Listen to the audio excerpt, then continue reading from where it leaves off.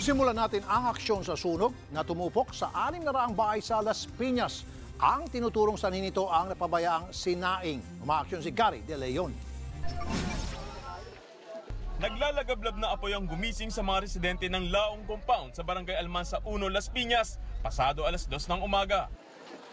Nagsimula raw ang sunog sa bahay ng isang Marilyn Cura sa Phase 2 dahil sa napabayaang nilulutong sinaing. Pero tumagal pa ng ilang minuto bago tumawag ng saklolo. Sabi niya, ate, tulong-tulong nasunog yung bahay ko. Pero matagal na pala, may apoy. Mabilis nang kumalat ang apoy dahil sa gawa sa light materials ang mga bahay. Sa lakas din ng hangin, nadamay maging ang Sampaguita Compound na bahagi ng Barangay Pilar. Masikip ang mga kalsada, walang supply ng tubig at mga taong pilit sinasalba ang mga gamit na nagpapahirap sa mga bombero na pasukin ng lugar.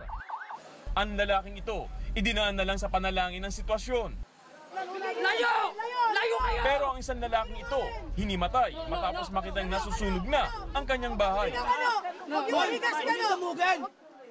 Pasado alas 7 ng umaga, nang ideklarang fire under control na ang sunog. Kung makikita nyo po sa ngayon, yung area po natin, ang mga daanan po is masisikip. Yung mga bombero po natin, nahirapan po pasukin yung kung saan po mismo nagsimula ang sunog.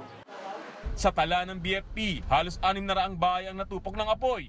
Mahigit 100,000 pamilya naman ang nawala ng tirahan. Pansamantala silang nananatili sa covered court ng Barangay Pilar. Umaaksyon, Gary De Leon, News 5. Para sa iba pang balita at impormasyon, mag-subscribe lang sa news5.com.ph. We're always on.